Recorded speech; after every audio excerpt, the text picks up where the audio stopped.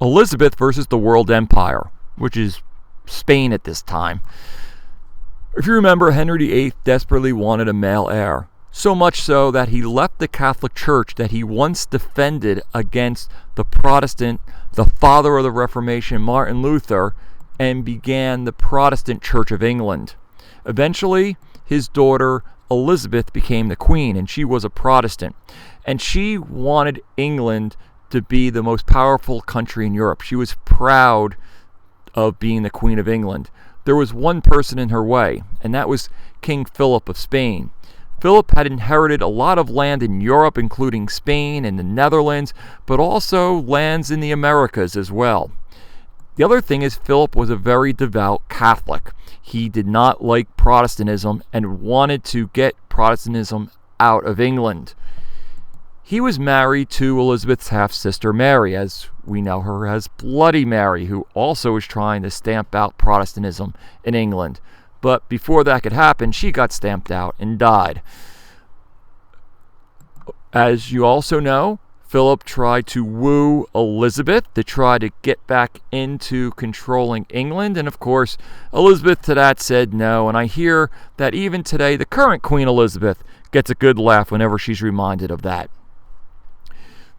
Now, one of the things that Elizabeth was doing to try to establish England's power was sending out these sea captains known as the Sea Dogs. And really, well, basically, the Sea Dogs are pirates. They were commissioned to go after Spanish shipping, stop their ships, board the ships, steal their stuff. Of course, Elizabeth always denied this, but this did not make Philip very happy. When England tried to get a colony, they attempted on an island off the coast of North Carolina that we call the Outer Banks today. It was the colony of Roanoke. And the first British-born citizen on North America, Virginia Dare, was born there. Her grandfather was the captain, and he went back to England to get supplies. This was in 1585, I believe. He was unable to get back for over 2 years because of the war with Spain, because of the conflict with Spain. When he returned, everybody was missing. It didn't seem like there was a war or a battle. The only thing they found was a word Croatoan carved on a tree. So with the Spanish controlling the seas, it was very difficult for the English, to settle colonies in the Americas. And that brings us to the relationship between Queen Elizabeth and her cousin, Mary Stuart, or the Queen of Scotland. Now, this is not Bloody Mary. In fact, Queen Elizabeth and Mary, Queen of Scots, had a great relationship. They were very close. And it disheartened Elizabeth to find out that Mary, who was a Catholic, remember Elizabeth's a Protestant, that Mary was being used to try to drive Elizabeth from the throne, because Mary, Queen of Scots, was actually next in line for the British throne. And there were plots of assassinating Elizabeth, restoring Mary onto the throne of England, and bring Catholicism back to England. Well, Elizabeth's not desirous to do this, but realizing it was the right thing, had Mary, Queen of Scots, arrested and executed.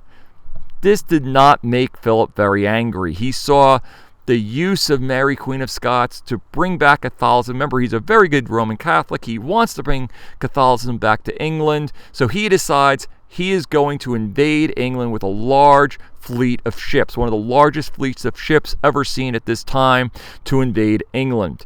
The plan was this. A fleet, I believe about 80 ships, were going to leave Spain and sail to the Netherlands, pick up soldiers there, more soldiers there, and then invade England. Well, that plan didn't work. One of the first things that happened is when they were trying to land in to pick up the Dutch soldiers, the British sailed flaming ships at the ships as they were boarding, setting some of those ships on fire. They had to leave the soldiers in the Netherlands. Then there was a major sea battle between the Spanish and the British fleets. The Spanish were basically fighting a naval war of the last century. They had these large ships, and how naval battles were done up to this time was you'd shoot your cannon off, but the goal was to get your ships close together and then fight hand-to-hand combat. And the Spanish were prepared for this. They had more men. They figured this was going to be a way they were going to win. The British ships were much smaller, but the English ships were easy to maneuver.